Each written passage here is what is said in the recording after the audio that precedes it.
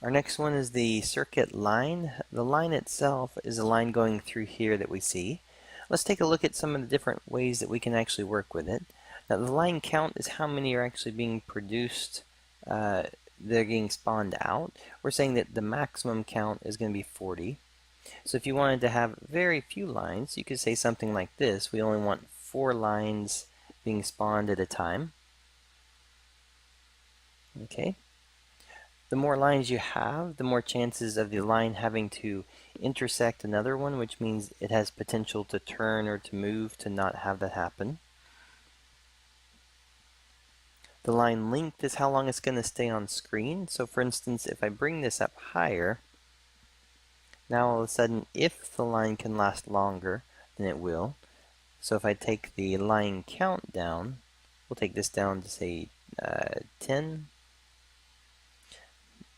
There we go. So now we have lines that are trying to go further, if they can go further. Okay. You have a line density of how close it's going to get to the other one. The line extra trail is just going to be how long after it stays on screen. So we're saying it's going to take a longer, up to 0.3 for it to stay on there.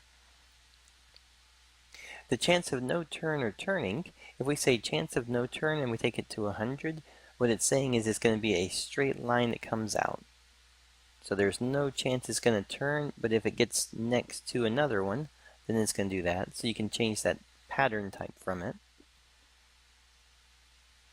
We can say on the chance of turn, if we take it down, notice that the lower it goes, it's going to constantly be turning while it moves, creating a different pattern.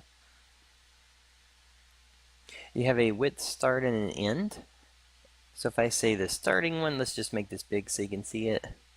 So this, if your texture is partially see-through, then you'll see that it's going to get the line renderings with the extra pieces in it.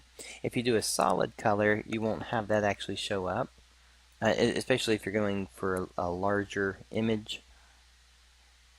Same thing though for the end. So for instance, this is the start point. If we do the end point and we make it larger, then once it starts to play in, so now we have the end point where it starts to get larger as it goes across.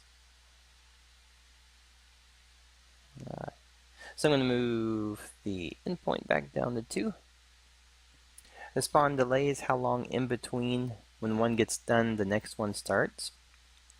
So if you wanted to have something that was 1 second, when this one goes away, it'll be a second before another one's generated for that one. Then you have that one coming up. So if you wanted spawn rate to go really quick, where it's just more snappy, is that the moment it gets there, you're trying to keep your line count at 10, then you can have it set that way. The time between move, this is actually going to be how fast it's actually moving. So for instance, if I go up right here, and then once they start to spawn in, we'll see some. Actually, it's going to go really slow. Let me go back down. There we go. So now you can see how much slower they're moving right there. And then if we want really quick movement, where it's almost just drawing instant lines coming out, there you go. So now you've got different pattern types that you can use with this in terms of turning on the chance. You can have things that have, if you go 50-50, then you've got longer straight lines. If you go less than, you have short turns. And if you go all the way to 100, you just get straight lines only. Alright, and then if you take your line count up, then you're going to have more being produced, which also means it's going to have more that are hitting, they're going to be stopping shorter, just because there's more being produced and they don't run through each other.